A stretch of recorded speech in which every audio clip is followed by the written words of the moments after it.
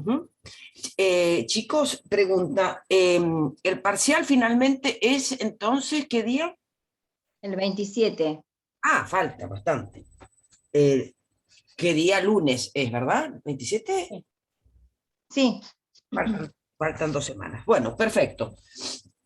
¿Cómo le fue con la... ¿Fueron al tema de la preparatoria? Sí, sí, ¿Y interesante? sí, súper interesante. No, no solamente la de anticresis, que es la que nos tocaba. A pesar del tema, ¿no es cierto? No, Interesante. no, era interesante. Y después el otro panel que seguía, que era... ¿Obligaciones o qué? No, obligaciones estuvo antes. Ah, Después contrato. estaba, sí, el panel de cómo estudiar en épocas de pandemia. Cómo se encontraban los profesores y los alumnos con algo que ni Nuevo. idea, nuevo. Así es, Sí, sí. así es. ¿Y eso lo dio quién? ¿Quién? Mariana Ledesma, la doctora Mariana Ledesma Ah, y Mariana. sí, y la doctora Torres Lastra, las dos, planteado desde un lugar que muy bueno. Está bien, mira, interesante, porque bueno, es una realidad que nos llevó puesto, ¿verdad? Este, arrancamos como pudimos. Y ahora el temita del gas, bueno, eso ya era totalmente previsible. La pandemia no, pero el temita del gas ya tiene otro cariz, ¿no es cierto?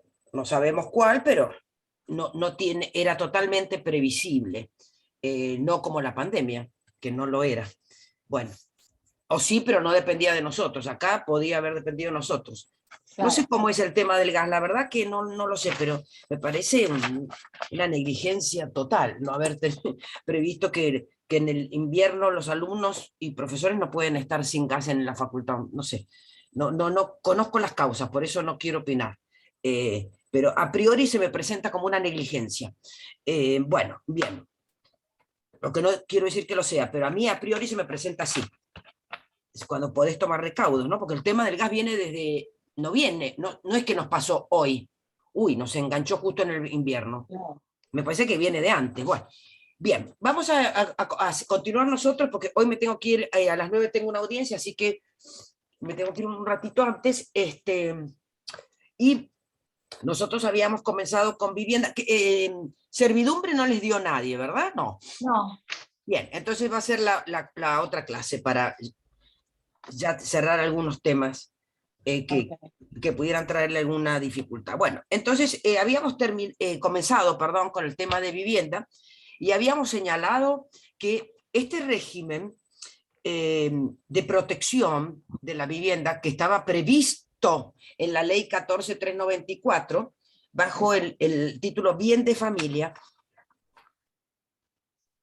tiene unas diferencias bastante importantes esta nueva, no nueva legislación en el sentido que la incorpora al artículo 244 y siguientes del Código Civil y Comercial. Ustedes saben que bien de familia estaba en una ley aparte, ¿no es cierto?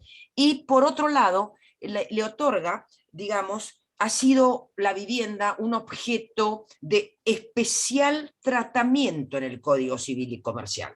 Por lo que dijimos en la clase pasada de tener esta protección constitucional de considerarse un derecho humano, ¿verdad? Entonces, a partir de ahí, digamos, se ha producido esta constitucionalización de la protección a la vivienda que fue objeto de especial tratamiento. En lo que respecta a nosotros, tienen que saber, porque cuando les toque lo tienen que saber manejar en una o en otra esfera, la vivienda está protegida en nuestro Código Civil y en lo que respecta a nosotros de una manera general, ¿no es cierto? En el artículo 244, como dije, y siguientes, eh, pero también tiene una protección particular y especial que creo que ya hablamos y se los mencioné rápidamente, porque no es nuestro tema familia, en el derecho de familia, en tanto la vivienda esté afectada a la vida familiar. Es importante, o sea, hay una doble protección. Si la vivienda está afectada a la vida familiar, que es el núcleo sobre el que gira la familia, tiene una protección también en el ámbito del derecho de familia. Por supuesto, en el Código Civil y Comercial también contemplado, ¿no es cierto?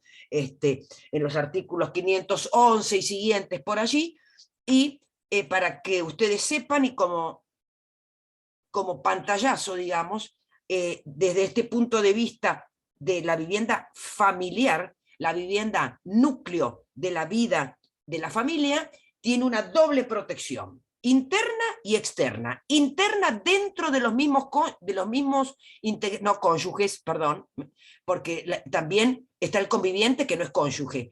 Dentro de lo mismo, de la misma, digamos, conformación familiar, tiene una protección, y que dijimos que era la atribución de vivienda, ¿no es cierto?, cuando hubiera hijos menores o determinadas circunstancias que así lo ameritaran y el juez lo determinara, desde el punto de vista interno, ¿no es cierto?, esto. Pero también tiene una protección desde el punto de vista externo. Perdón, y también dijimos, creo habérselos dicho, desde el punto de vista interno, la protección es esta: pedir uno de los integrantes la atribución de la vivienda. Y la segunda es que para disponer del bien inmueble que sea asiento o sede del hogar familiar, se necesita la aprobación, el consentimiento del cónyuge, ¿no es cierto? ¿Qué quiero decir con esto? Es muy común el error de los abogados, por eso no quiero que ustedes lo cometan.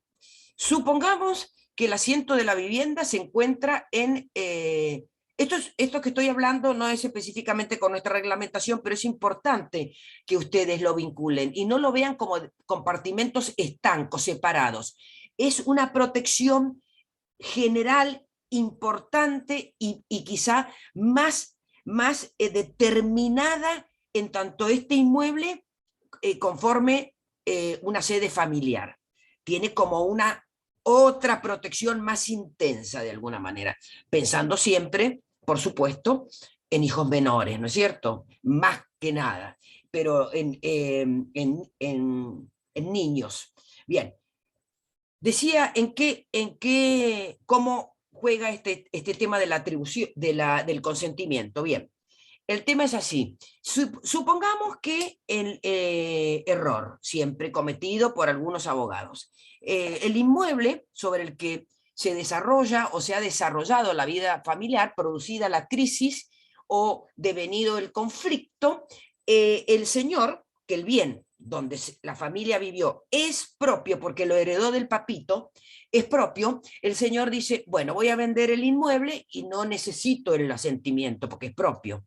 No, bueno, esto ya es familia, pero yo se los explico. Cuando un bien es propio, aunque, digamos, sea integrante de la sociedad conyugal, tiene esta naturaleza de propia, entonces no necesita determinados recaudos a cumplir en el caso de la enajenación. Bueno, pero supongamos que este bien propio sea donde reside la familia.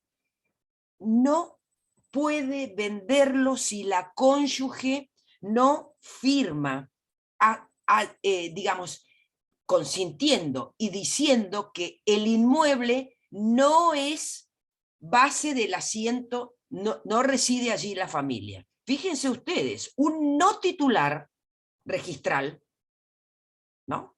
Un no titular registral tiene que dar su consentimiento, por supuesto, cuando se dan estas circunstancias, porque hay una protección importante respecto del núcleo familiar y sobre todo de menores, ¿no es cierto? Pero fundamentalmente que el inmueble no reviste el carácter de vivienda familiar. No importa la naturaleza jurídica propia o ganancial, ¿entienden? Miren qué importante. Bueno, esto desde el punto de vista interno, cuando viene el conflicto, los tipos se pelean, bueno, mira, yo voy a... tenés que ir de la casa porque la tenemos que vender. No, yo tengo hijos menores, me voy a quedar, voy a pedirle al juez la atribución.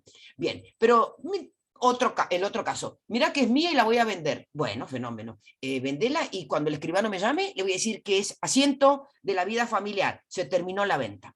¿Listo? Desde el punto de vista o del aspecto, digamos, de la vivienda, de la protección externa, también se puede dar desde el punto de vista, digamos, hablando de la familia, respecto de los acreedores, frenando esta agresión que pueden tener los acreedores contra el patrimonio como prenda común de ellos, cuando la vivienda es asiento de la vida familiar. Esto desde el punto de vista de la vivienda familiar. Ahora, trasladada a esta protección, que no difiere sustancialmente en cuanto al objeto, ¿no es cierto?, que es proteger la vivienda, en lo que respecta a este régimen general, se establecen determinadas circunstancias que nosotros ya lo vimos alguna aproximación en la clase pasada. Bien, acá hay algunas diferencias importantes que vamos a señalar. Creo que lo leímos la clase pasada, el 244, a ver.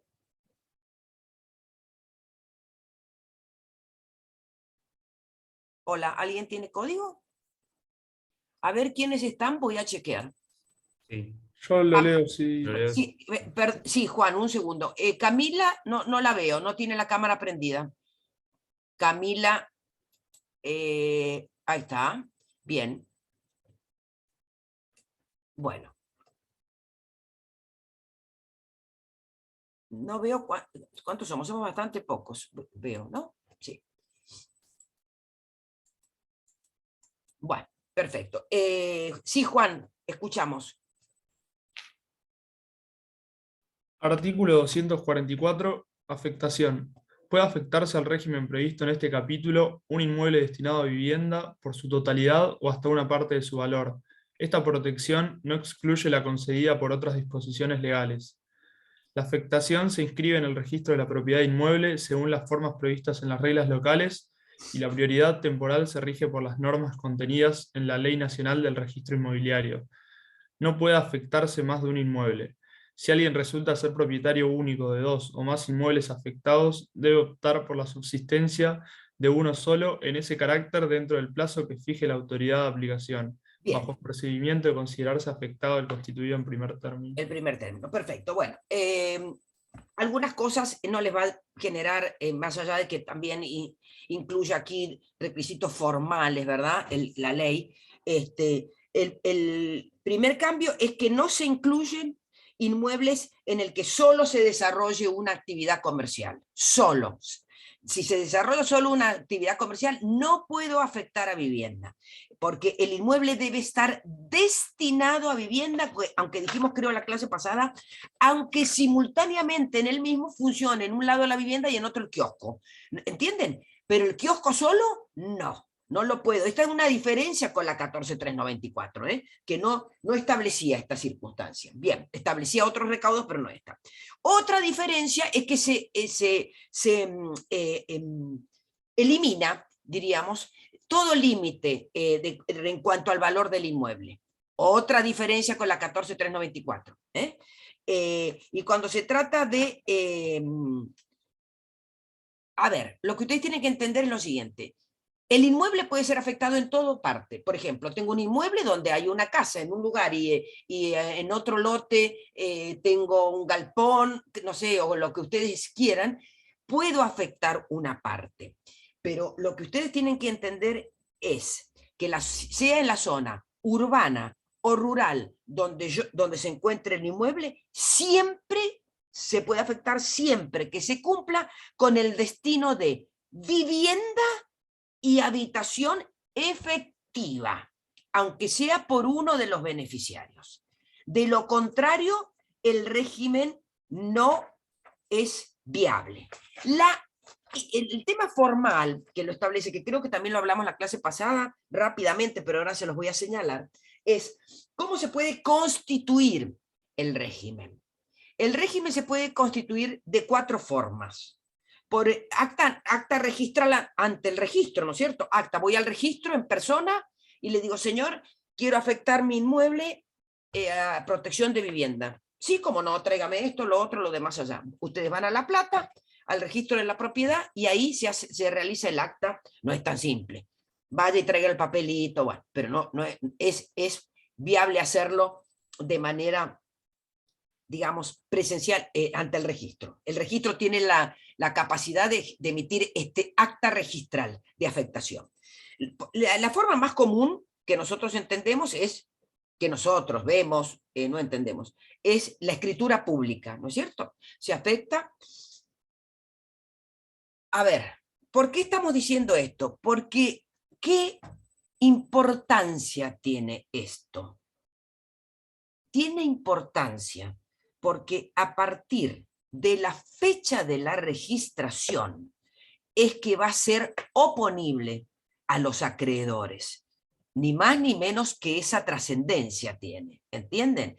A partir de la fecha de la inscripción en el registro es que va a tener oposición a los acreedores. También puede ser impuesta por testamento y, por último, por supuesto, puede ser determinada por vía judicial, ¿no? El juez puede ordenar ante determinadas circunstancias que el registro inscriba ese inmueble al régimen de protección. Bien. ¿Puedo interrumpir? Sí, por supuesto. Entonces sería las 4 formas: por acta ante el registro. Acta registral, exacto. Escritura pública. Bien, testamento y vía judicial. Listo. Así es. Son 4 formas de establecerla. Bien. Veamos.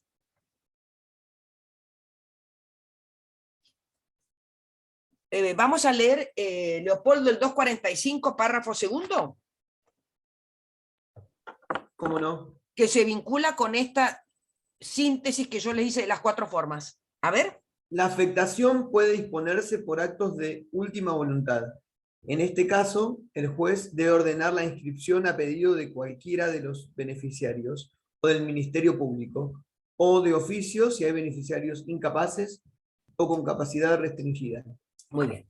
Ustedes saben que es por testamento. Entonces, ¿qué quiere decir esto? El tipo hace un testamento y dice, ¿y ahora va a ir al registro? No. El testamento es un acto de última voluntad que tiene vigencia cuando se ha producido el hecho del fallecimiento del testador.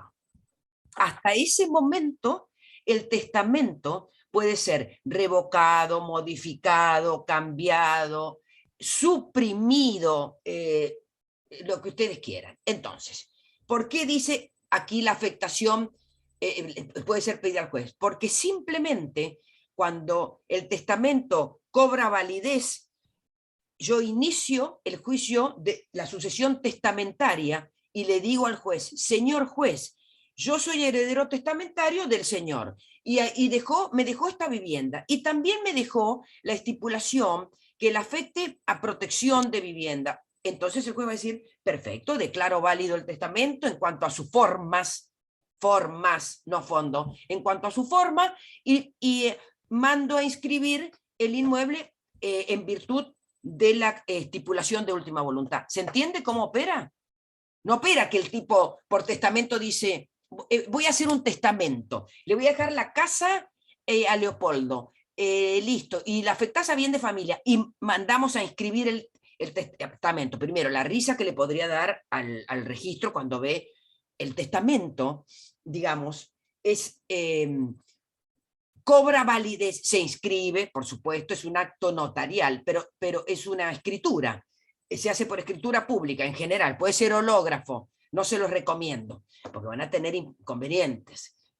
El que no quedó en el testamento lo va a impugnar, va a decir que la firma no es del tipo, que la letra no es de él, entonces hagámoslo de la forma que corresponde el día de mañana. Bueno, entonces, así operaría, por eso le da intervención al juez, porque para mandar a inscribir la estipulación es el juez, porque el testamento cobra eficacia, diríamos, ejecutiva, cuando el testador muere, porque hasta que el momento que el testador muere puede revocarlo, hasta el último día anterior sucede, o puede hacer un testamento posterior que revoca el anterior. ¿Entienden? Entonces, su eficacia, su ejecutabilidad es una vez que ha muerto. ¿Listo? ¿Entendieron cómo es? Bueno, es bastante simple. ¿Y por qué? Una consulta. Sí, cómo no. Hola, Sí. hola Iván. ¿Cómo está, Graciela? Si el inmueble ya estuvo afectado a la vivienda y el titular termina siendo el causante, después allí termina y tiene que volver a nacer otra vez si fue un acto de última voluntad, ya venía ya con el Ya inmueble estaba afectado. afectado. Sí, ya estaba afectado el inmueble. Y después, Ya como te acto de entendí última la voluntad. pregunta. El titular o el Claro. beneficiario de ese bien de familia era el muerto. Pero pongamos que no sea el testador, el muerto. ¿Entendés? Sí. Porque si ya está afectado, el testador no va a decir y sigan afectándolo. No. Pero supongamos que, yo te entendí la pregunta, a ver si es así. El beneficiario es el causante, o sea, el señor que va a morir, el que Sí, murió. perfecto. Y los herederos dicen, uy, mi papá tenía afectado a bien de familia, ¿tengo que volver a afectar a protección de vivienda? No. En tanto y en cuanto se continúe y sea de habitación efectiva y no haya alguien que diga, no, estaba afectado a bien de familia, pero ahora los hijos no viven más ahí porque el señor murió. Entonces, pido el levantamiento. ¿Me entendés? Sí, sí, perfecto. Si no, Esa no era es la- necesario. Ah, ok. Existe una continuidad en tanto y en cuanto, por ahora, por la protección de vivienda, haya habitación efectiva. Claro. Ahora, si heredo la casa y la heredo en Chaco, entonces yo vivo acá y queda desafectada y un acreedor va contra la casa y dice, no, mira que está afectada bien de familia, pero si el titular registral murió hace 20 años y los hijos nunca vinieron a la casa. Bueno, le va a decir el juez, haga un incidente de desafectación. No es tan fácil. Por eso la protección es importante. No es que de oficio se murió el tipo, listo, lo levantamos. No, no opera así. ¿Entienden? Es una registración que para su desafectación tiene que haber una resolución en contrario. Y para haber una resolución en contrario, tiene que haber una oposición y un planteamiento que no se están cumpliendo las condiciones para continuar con la afectación. ¿Me interpretan? Y que la afectación se deja solamente para perjudicar a los acreedores, pero los titulares o beneficiarios no viven ahí. ¿Entienden? Ahora, en el régimen... ¿Sí, Iván? Sí, perfecto. Esa era la duda, doctor. Bueno, Muchas gracias. perfecto. Entonces, el régimen de protección de vivienda actual habilita a que pueda, a ustedes, familia, les da saben que pasa, el término familia ha variado sustancialmente, ¿no es cierto? Hay familia, no es el concepto clásico que existía en su momento de familia, padre, madre e hijos, ha variado. No hagamos, sin ningún tipo ¿cómo les diría?, de calificación, bien, mal, poco, mucho, no importa, ha variado el concepto. Entonces, en el régimen actual, ustedes familias interpretan, bueno, al menos varias personas, 2, 3, 5, 20, no importa. Bueno, sin embargo, el régimen habilita a un beneficiario, un señor es titular del inmueble, solo. Resulta que el hombre quedó solo, no tiene hijos, no tiene padres, no tiene hermanos, no tiene a nadie. Vive él solo en la casa. ¿Puede afectar su inmueble a protección de vivienda? La idea sería, y no, familia, el tipo. Sí, porque ha cambiado el concepto y el objetivo. El objetivo es la protección de la vivienda de las personas como derecho humano, ¿entienden?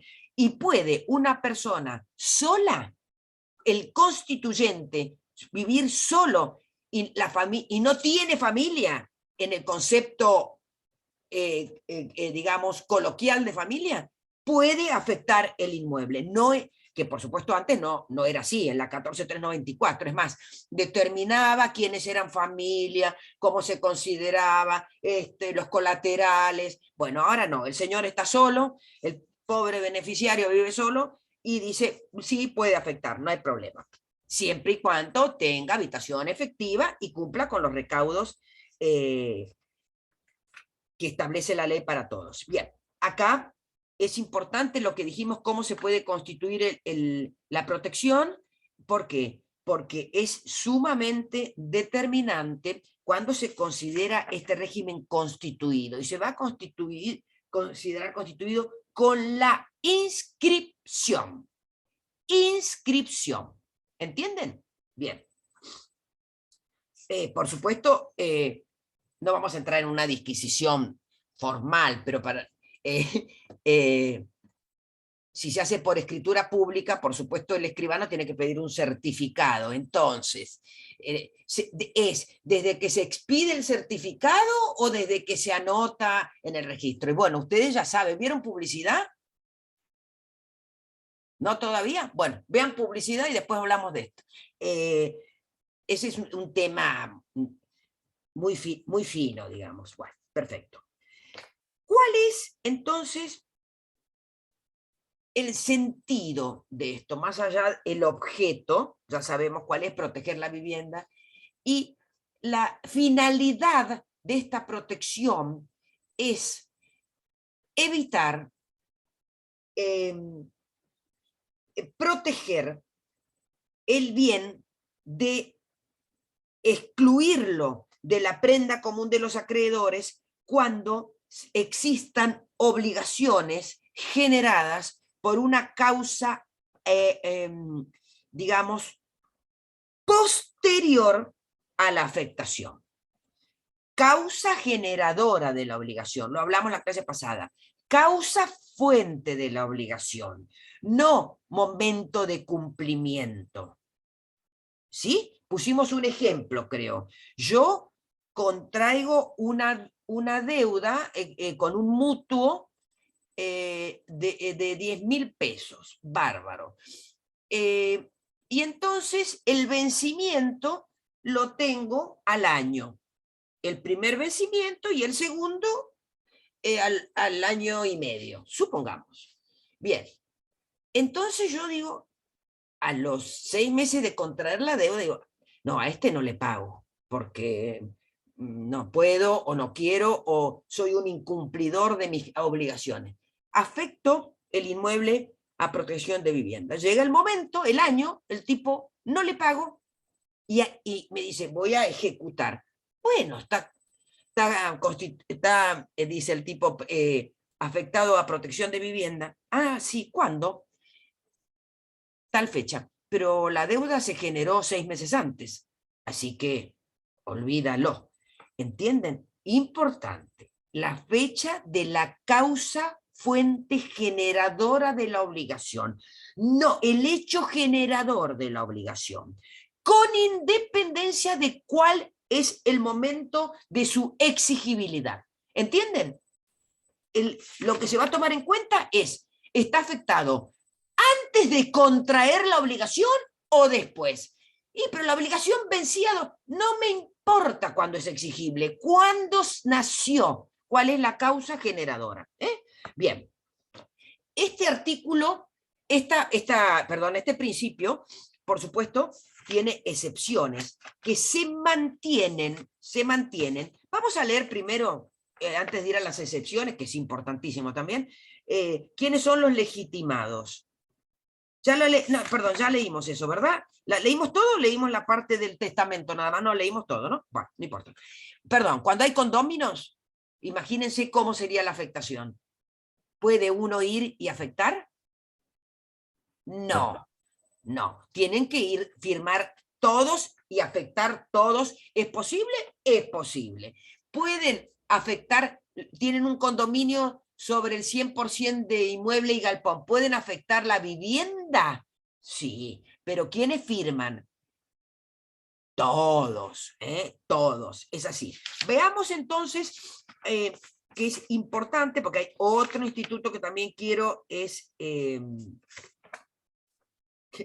me da risa porque algunos dicen, la novedad en cuanto a los beneficiarios del bien radica en la posibilidad de incorporar que se autoriza, digamos, la afectación a favor de un titular de dominio sin familia. Pobre, lo pone al tipo como un paria. Este sin familia también puede afectar.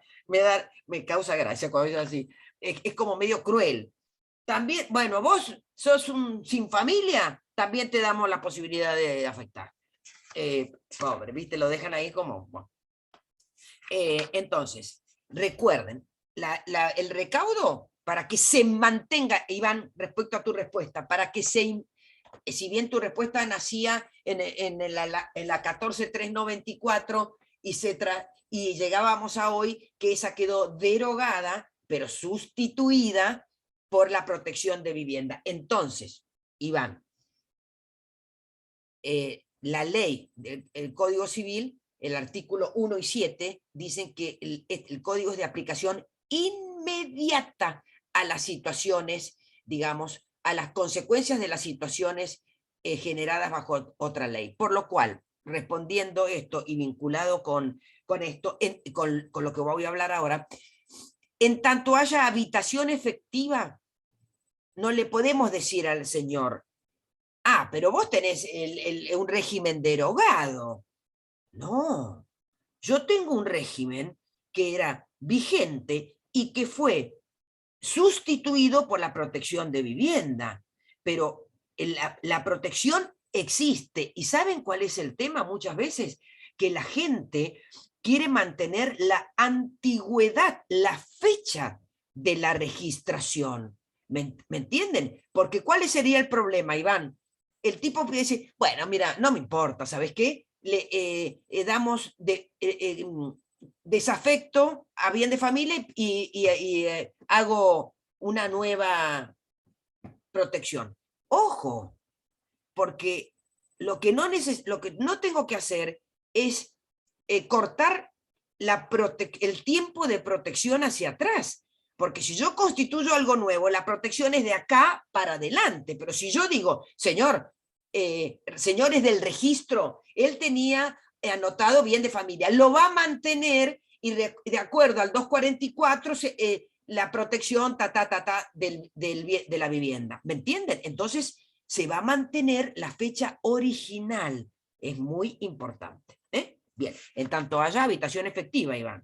Si el tipo muere y los herederos dicen, no me importa nada, lo dejo allá en el Chaco, el inmueble, bueno, olvídate. Viene un acreedor, te pide la desafectación y probada que no hay habitación efectiva, chao. Te levantan la protección. Es judicial, ¿no? O sea, lamentablemente es un planteo judicial. Bien. Entonces, las excepciones a esto, ¿cómo opera la protección? Opera que los acreedores no podrán ejecutar el bien objeto de protección por deudas cuyo título sea posterior a la afectación. ¿Pueden iniciar un proceso para cobrarle? Pueden. ¿Pueden embargar el inmueble? Pueden. ¿Pueden ejecutar el inmueble? No pueden. Queda boyando, latente, para que si algún día no se dan los recaudos y está habilitada la procedencia de la desafectación, mi embargo queda en primer término. ¿Me entienden? Mientras tanto queda como una medida cautelar trabada y latente. Ahí. No se puede continuar. Esta es la idea. Las excepciones a esto, dijimos, se mantienen, busquen el artículo de las excepciones, se mantienen las que establecía el bien de 14394 y se agregan dos, que creo que también dijimos en la clase pasada, que son muy importantes. La deuda por expensas comunes y la deuda de alimentos. Esto, no, pero la deuda es anterior y y también posterior, o sea, es de años y esta no va. No, le dice, no, discúlpeme. Contra la deuda por alimentos no tiene ninguna restricción para ejecutar su cobro, porque tiene una protección, digamos, legal importantísima el crédito por alimentos. Y igual con las expensas, después también los créditos por las mejoras del inmueble. ¿Encontraron el artículo? El 249. A ver, Iván.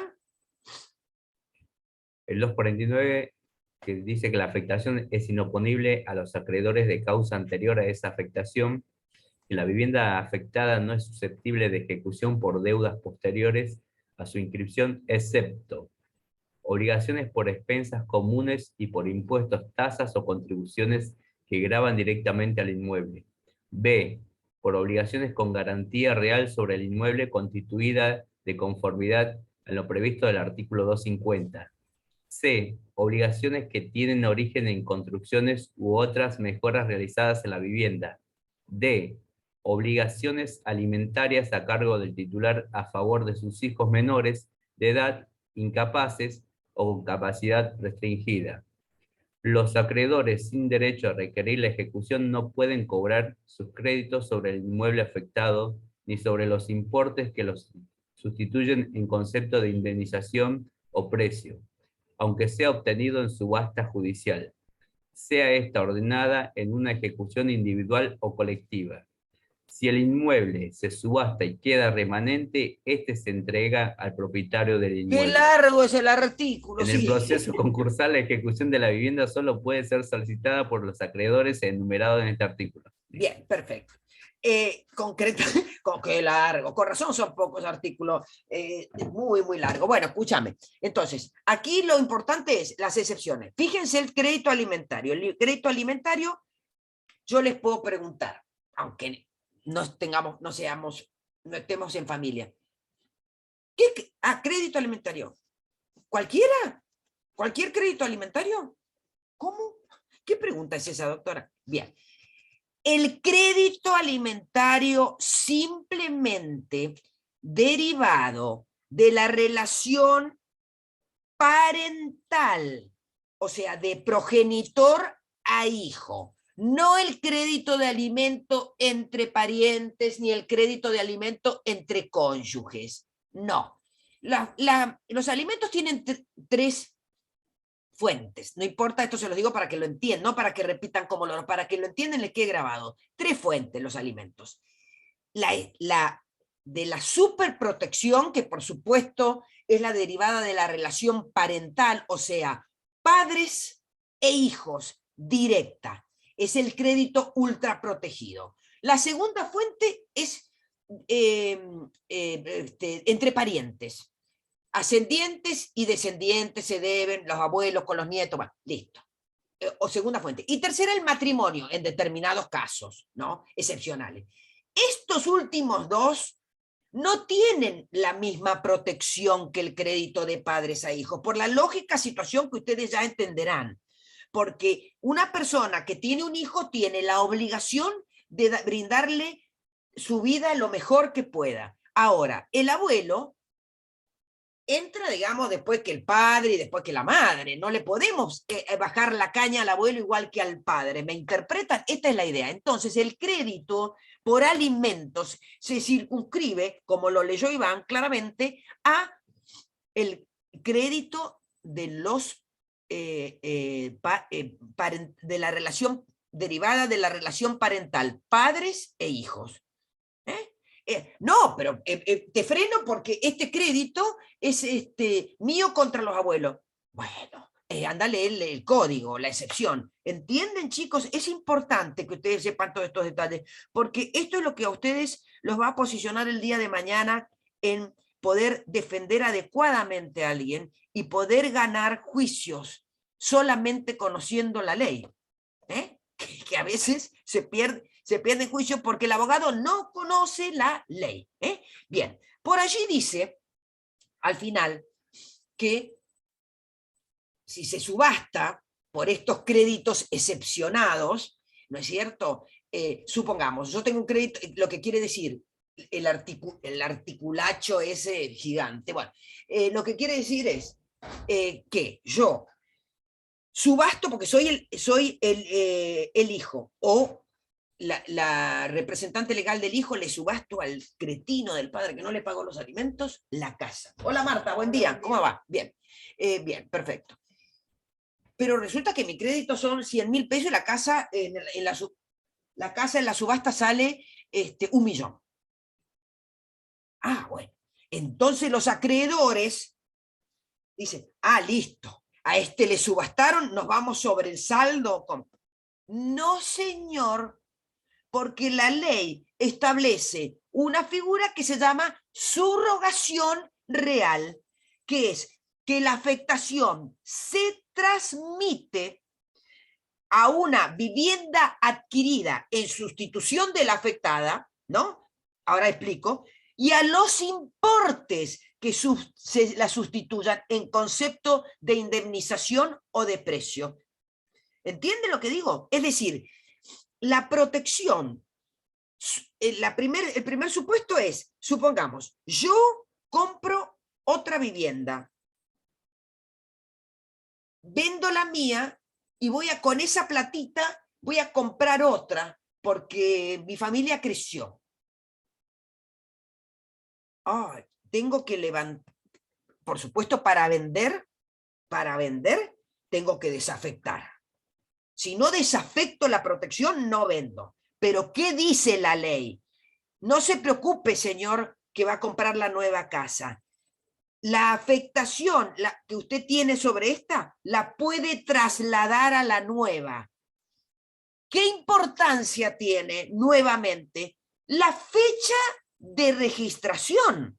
¿Entienden? Yo afecto. A los 10 años vendo mi casa. Me compro otra casa. Traspaso esa protección a la nueva. La fecha de protección es la que está anotada. ¿Entienden la importancia? Bien, es importante. 248, a ver. Y por supuesto, si acá la indemnización, si la subastan, se traslada al precio. No, señor, no. Usted es el acreedor Juan Pérez que le había prestado plata.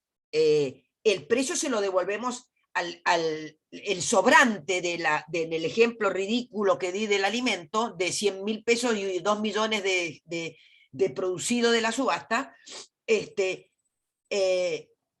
o sea que a 1.900.000, el tipo viene, el acreedor, y dice, sobre esto, no, señor, no. Esto lo ejecutó un acreedor que estaba excepcionado de la protección, pero el saldo sigue bajo la protección, por lo cual se lo vamos a devolver al papá incumplidor. Pero me debe a mí. Bueno, haga lo que pueda. Bien, perfecto. Por eso, fíjense ustedes qué importancia, si el señor tuviera trabado un embargo sobre el inmueble, lo haría negociar al papá incumplidor. Lo haría negociar, porque los embargos se van, digamos, manteniendo como orden de prioridad. Entonces, supongamos que, los voy a hacer un lío bárbaro. Supongamos que el crédito alimentario tiene un embargo en 4º grado, hay 3 antes. ¿Pueden avanzar? Y técnicamente no, pero en la práctica tienen que negociar. Entonces es importante conocer estos detalles, ¿sí? Veamos el 248 que dice. Es importante la subrogación real, ¿eh? Artículo 248, subrogación real. La afectación se transmite a la vivienda adquirida en sustitución de la afectada y a los importes que la sustituyen en concepto de indemnización o precio. Muy bien, por lo tanto, la subrogación comprende la indemnización proveniente de una expropiación, por ejemplo. Si hay un siniestro, la aseguradora le paga, se le prendió fuego a la casa, la aseguradora le paga 20 millones, listo. Sobre eso, si la casa vivienda estaba afectada, también existe la subrogación. Y también se traslada al precio derivado de la venta del bien. ¿Entienden? Que es el supuesto que dijimos por ejemplo, la venta forzosa, que es la subasta, se traslada allí. Esto es re importante que lo sepan, porque opera así. Opera así. Bueno, esto es, en definitiva, lo trascendente. Luego, por supuesto, si no se dan las circunstancias, se puede desafectar, ¿no es cierto? Y ahí están los supuestos establecidos por la ley, que son importantes. Entonces, esto es lo que ustedes deben conocer, que no es tanto y no es tan difícil, respecto al régimen de protección de vivienda. Y ¿cómo le diría? Las circunstancias que pueden presentarse y ustedes cómo saber, de acuerdo a conocer esta normativa, cómo posicionarse para ayudar a la protección, ¿no? Yo creo que lo más significativo es el permitir que una persona, el paria, digamos, el tipo sin familia, o sea, encima que no tiene familia, pobre, antes no podía proteger su vivienda. Esa es una incorporación bien importante, porque hay mucha gente que vive sola en su casa, no tiene familia por determinadas circunstancias, se murieron todos, el tipo se dedicó a cuidar a sus padres y no tiene familia propia, infinidad de circunstancias, y antes estaban excluidos. La verdad que, bueno, eso me parece un acierto, y por supuesto, la posibilidad de las deudas por alimentos me parece otro acierto, porque es algo bastante importante el tema del crédito alimentario. Muchos padres incumplidores, ya lo van a ver cuando ustedes sean abogados. Increíble. Bueno, chicos, la clase que viene hablaremos de servidumbre para tener un pantallazo y que ustedes después puedan leer y comprender, porque esto que yo hago, ahora ustedes van a leer el articulado, el 244 y siguiente, y van a comprender. En definitiva, las preguntas siempre, a ver, siempre rondan respecto de la legislación, o sea, no vamos a preguntarle, y deme una jurisprudencia respecto de la desafectación de la protección de vivienda, no. Vamos a ver, asegurarnos que ustedes conocen el sistema y porque no lo van a ver nunca más, excepto cuando estén recibidos. Entonces, si conocen el sistema y saben cómo funciona, punto. Entonces, leyendo ahora, después de lo que hemos hablado, pienso, si tienen alguna duda, me la hacen saber la clase que viene, ¿sí? Bueno, me tengo que ir porque a las 9 tengo que estar conectada en otro lugar. Estoy tan tecnológica que me impresiona. Bueno, les mando un saludo, que estén bien. Buen fin de semana, que es Elba, la próxima clase es la última. ¡Ah! No me digas. La última casi de verdad. Después no me van a ver nunca más. Pero Quédense hasta con el eso. parcial. ¿Eh?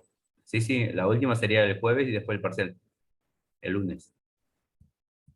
Claro. Así es. La última clase el jueves. El parcial el lunes. Bueno, pero oíme, yo doy la clase, el que venga, el que quiera.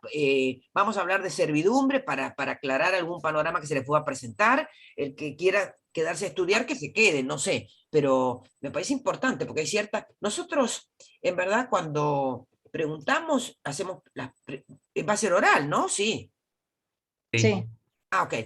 Cuando hacemos las preguntas en base a saber, digamos, que ciertos temas los hemos explicado y asegurarnos que los puedan comprender, ¿no? Más allá de que hay temas que no se han dado, que también se van a preguntar, pero fundamentalmente nos interesa que comprendan los temas, porque para ir a repetir de memoria el artículo, abren el libro el día que sean abogados y le leen. Un día me dijo un cliente que me causó una gracia, me dijo, fui a un abogado y me lo mencionó, ¿no? Me dijo, ay, me dio una impresión, le dije, ¿qué pasó? Yo dije, uy, ¿qué le pasó al tipo? Era una chica, le digo, se le habrá tirado un lance, pensé yo, desubicado, el tipo hubiera sido máximo.